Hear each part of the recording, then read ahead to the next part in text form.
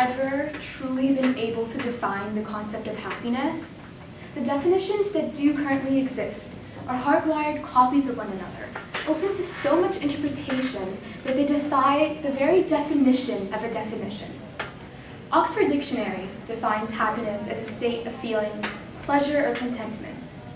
Webster defines it as a passionate or satisfying experience. What are we truly able to gather from these words? These definitions, if you could very well call them definitions, leave ambiguity, room for interpretations that never seem to come. There is vagueness associated with happiness, something so inexplicable, and we define happiness as being so inexplicable and indefinable that we sort of have started to portray happiness as an enigma, something that is so indefinable and so inexplicable, but in doing that, we have exposed ourselves to a plethora of indefinites. But see, society has never consciously appreciated indefinability. We need to set a value, a purpose to everything that we do.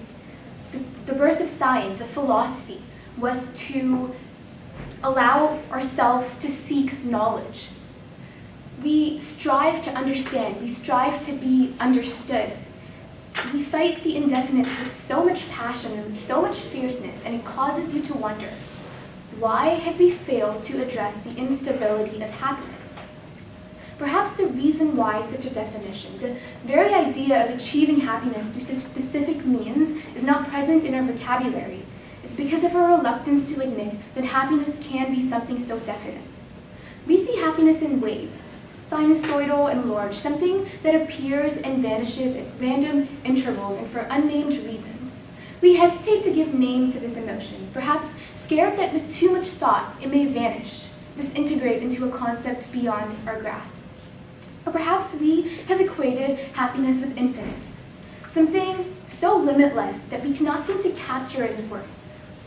But we have to remember that with infinites comes the promises of no ends, and sometimes no beginnings, and something which is never-ending, something which cannot be equated back to an origin, cannot be tied down to a value. And so yet again, we are left with an indefinable emotion.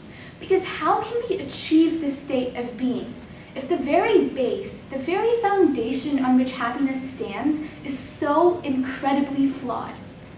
We need to take a step back, or perhaps a couple hundred steps back to the origin, that 0 point on our graph of life. Understanding that jumping to a 0 does not necessarily mean that we have encountered a step back, but rather it is an opportunity for us to rebuild our instabilities. The first fundamental step to achieving happiness is to define what happiness actually is. Now understand that there can be no one universal way to define this concept. The definition of happiness must be individual, reflective of not only the triumphs and the laughters, but also acknowledging the bittersweets, embracing the blues.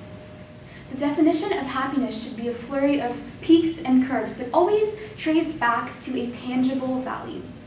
The definitions of happiness should be oddly specific, so specific that I could express my memories and my emotions and my experiences and my existence with only a few syllables. It's time that we take control of our happy.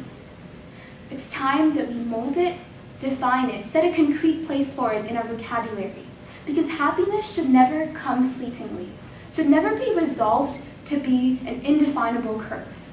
Happiness should be a constant, a horizontal line, perhaps.